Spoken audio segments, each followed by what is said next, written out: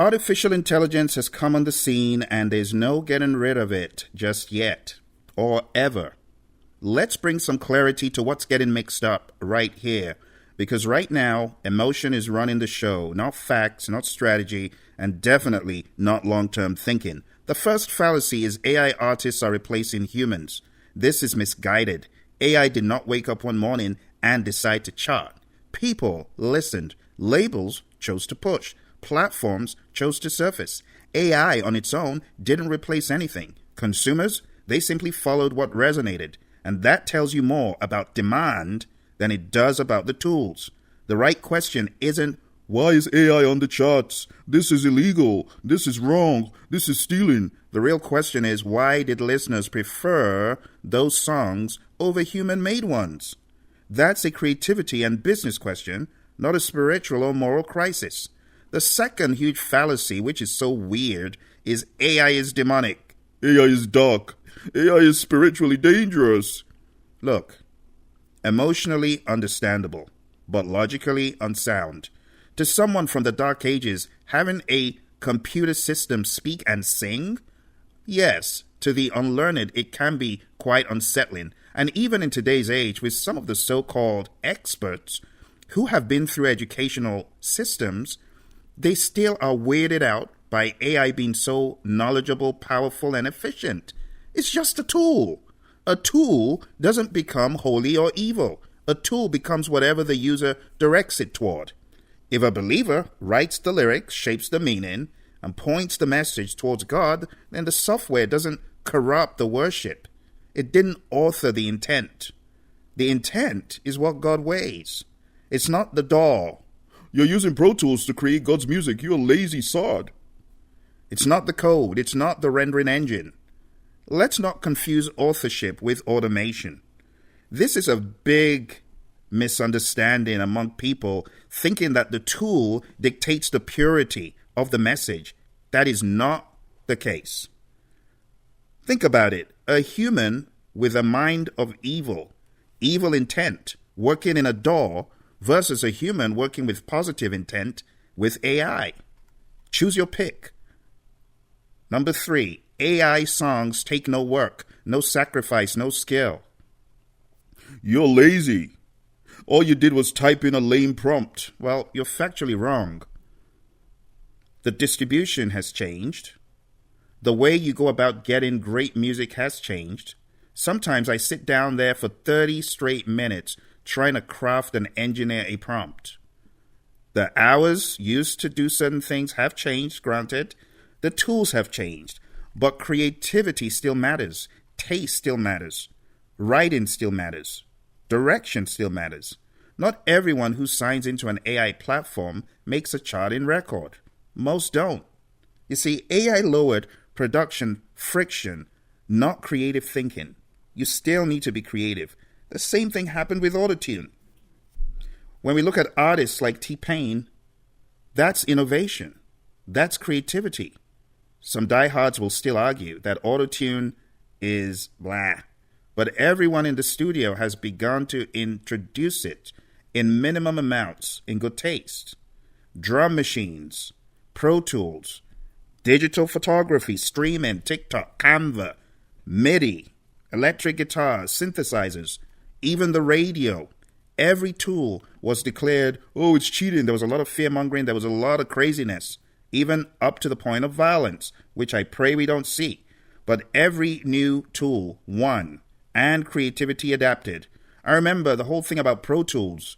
Yeah, there's a big old stink about Pro Tools and all those other systems for creativity in art. But Pro Tools has persisted, and many more. Another big lie is AI is stealing voices. Well, let's dial that back in perspective, because maybe there is some element of truth. In fact, this one is the legitimate concern. You see, the industry fails to set guardrails early. We saw this coming years ago. So what we need is opt-out rules and licensing systems for people's voices. Cloning voices is not okay. We need a compensation model when people's voices are used. Transparency labels. Responsible training standards. This will be regulated. Lawsuits are already forcing it. But saying broadly that AI is evil is lazy thinking. What's needed is AI done responsibly, not AI banned. My fifth point is labels will replace the artist is a lie. Right? Labels will replace human artists.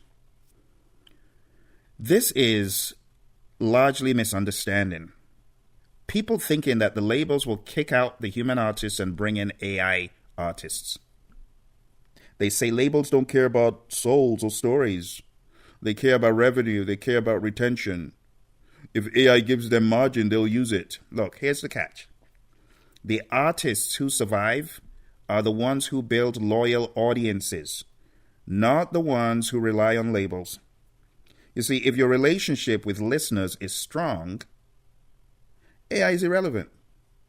But if your only draw was the sound, then AI could challenge you.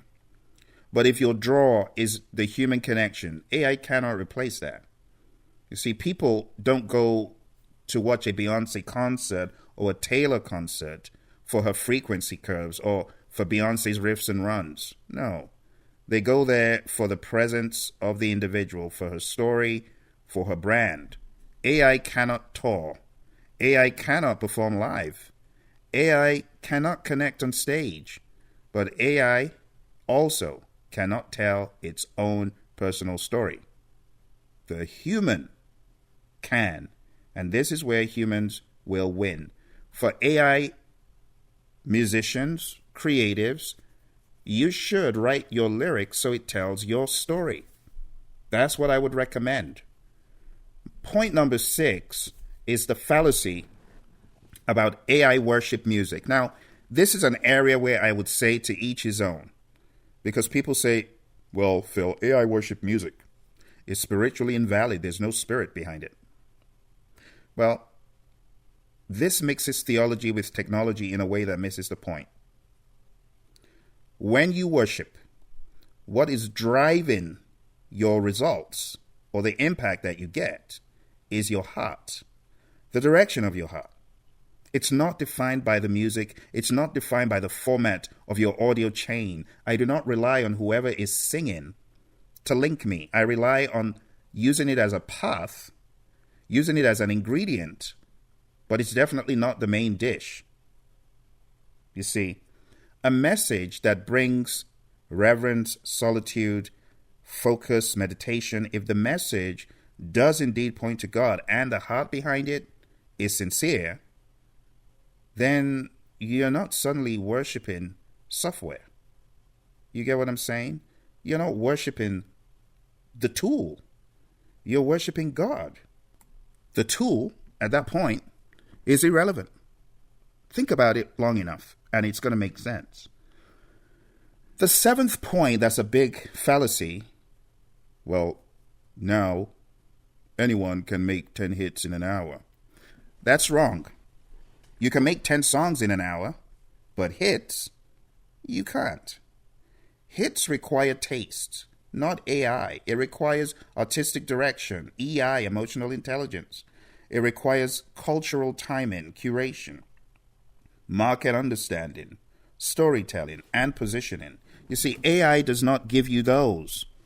AI can give you demos at light speed, but the fact is many of those demos will never amount to hits. There still needs to be a large amount of creativity. Finally, point number 8. This is the end. No, it's not the end. It's the beginning of a new era. Just like the printing press, just like recorded music, synths and samplers, DAWs, auto mixing, mastering plugins, digital distribution, social media. Why do you want to stand in the way of progress? Why do you want to stand in the way of what is inevitable?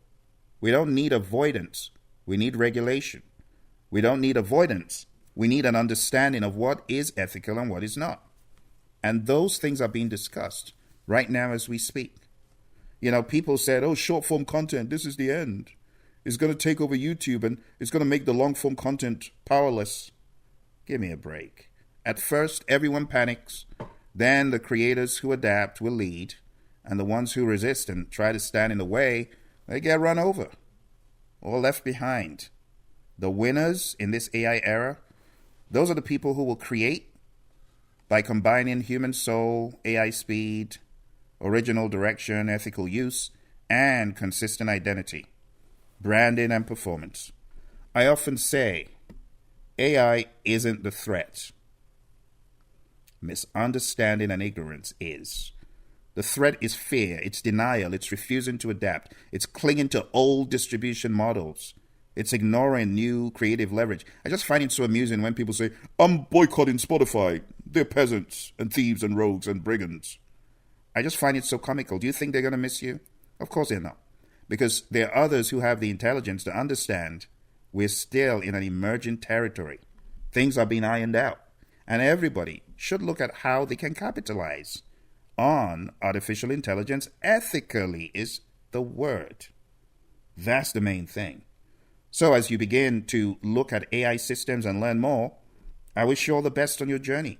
I do not expect any two people to have exactly the same dispositions to AI. It differs on a case-by-case basis. But one thing we should be open to understand is some people will like it, some people will not. Some people will gravitate towards it for creativity, and others will not. And anyone who does or anyone who doesn't, I just wish them all the very best. But I'm not going to fearmonger or try to stiff-arm anyone into using or not using AI.